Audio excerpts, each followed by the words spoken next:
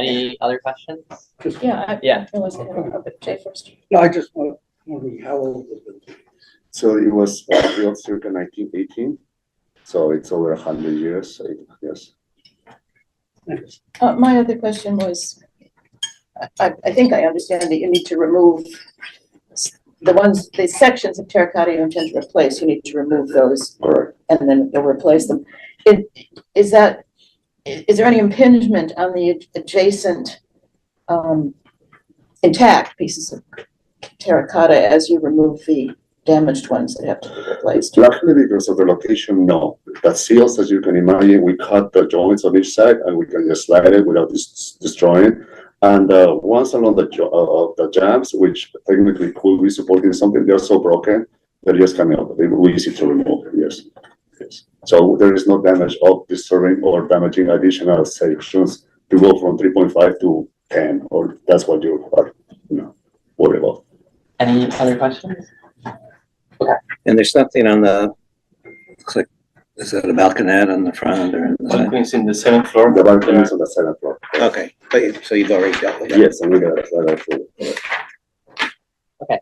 Does anyone from the audience want to speak on this item? If you're on Zoom and you want to speak on this item, please raise your hand.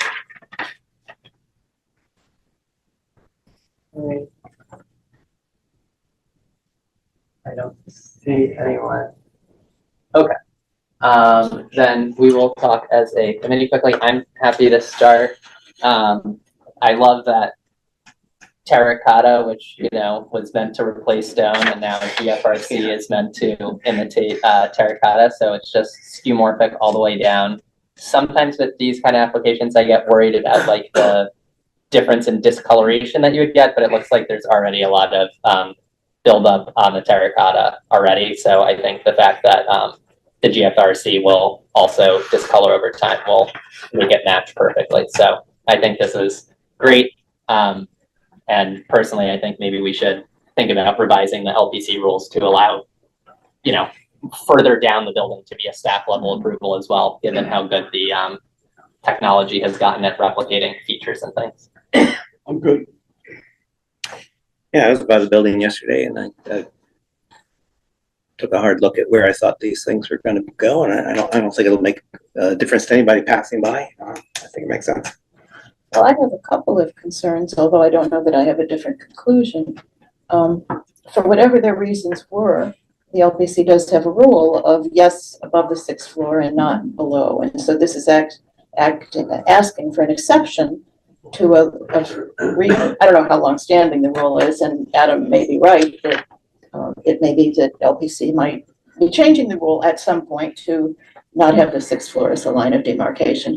The second thing that concerns me here is that the cost saving or difference in cost, while a sympathetic, very sympathetic argument to all of us, is not generally to be considered relevant to a application with regard to appropriateness. All of that having been said, I am reluctantly willing to support this one. It's appropriate for me. Okay. Because it's a discrete matching, yes. Okay. Can we just answer your question, explain what maybe you can do? Yeah, I do Don't sympathize. snatch defeat from the last jaws of victory. You've won. I do. Turn around. Yeah. It's timeline, right? It just takes. But I do sympathize with your thoughts, and I do. As a matter of fact, landmarks guided us to the rules, and there is a couple of limitations below the 7th floor. However, if there is a room for understanding to the word of limited interventions, and I think this is where community comes and say, like, I don't know if 3% is the number, but there's got to be a minimum that you guys, and the location, right? If it's on the main entrance, if it's like a cartouche and irrelevancy, and the landmark does have that delineation on the rule. So, and we do also have a similar point in Western Island. We're doing all terracotta. So that 375. Can you tell us where that one is? 375 Western Avenue. And you're doing all terracotta? All terracotta, yes. Ooh, 10th floor, all terracotta in kind, and we're about to 5 for the 11th floor, all terracotta in kind. Yes. Where are you getting the terracotta? It's Glading and Marvin. Glading and Marvin, yes. Okay. I think. Yeah, so ma'am, can I just, chip in quickly? So the code does saying allow limited quantity, so we do have very limited quantity. The second key elements here, so physical visual compatibility is critical. So the element we are replacing is not critical element. So for these beautiful buildings, we're not here trying to save money. We want to preserve like everyone else. Another issue is a safety issue because those cracks through the terracotta right away. We have accident in Manhattan before. I remember one of those, a female architect was hit by the terracotta and then she passed away. So we want to make sure also terracotta production, all the process takes months, could go to years. Then these pieces are hanging there, it's just not safe for anybody. And also, so that's a 2 point, 1 point unsafe. Second point, the element we are replacing is not visible critical to the outlook of this building. And I think if this with the doors surround, we might have a different view. Right. It's Yeah. not- Yeah. So thank Okay. you for understanding. All right, so the application, the resolution is drafted as the following facts and circumstances were considered by the committee. 680 Watson Avenue is a 1916 to 1918 neo-Renaissance apartment building. The proposed GFRC matches the existing terracotta and is complementary to the original design. Therefore, it be it resolved that Community Board 7 recommends approval of the proposed use of GFRC as appropriate to the structure. I would make motion to vote. Well, I think Yeah. we need to say which historic district it's in. Okay, we can add which historic district. Which historic district is it in? It's West End. Extension. Is it the extension? Yeah, it's in the extension. It's in the extension? All right, Yeah. okay. Is it 2 or 3? I don't Maybe know. it's back to recycle, but it's very useful to No, know. this is good. Thank you so much. Yeah. Okay, all right, all in favor? Yeah, okay, great. Passes 6-0-0-0. And do you have a date that you're going before LPC? Probably early next week. I'm not I'm not sure. I don't think it's been, Okay.